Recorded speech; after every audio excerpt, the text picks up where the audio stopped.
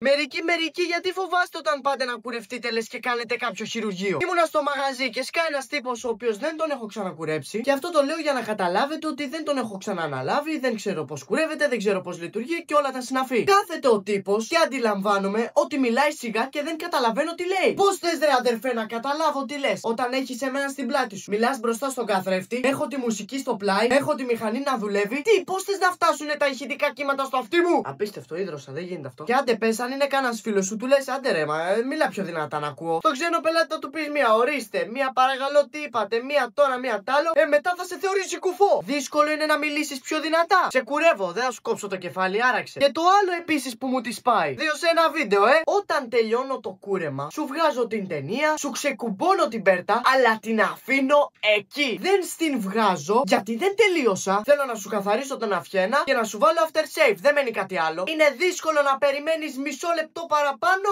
Όχι. Εσύ γιατί βιάζεσαι και πας να βγάλεις την πέρτα να σηκωθείς να φύγεις? Θα κερδίσεις κάτι με μισό λεπτό παραπάνω? Είναι σαν να δουλεύεις εσύ σε ένα σουβλατζίδικο, να έχεις ετοιμάσει το πιτόγυρο να το τυλίξεις και πριν κάνω το τυλίξει να έρθω να στο πάρω μέσα από τα χέρια να αρχίσω να τρώω. Μου έχετε ανεβάσει την πίεση,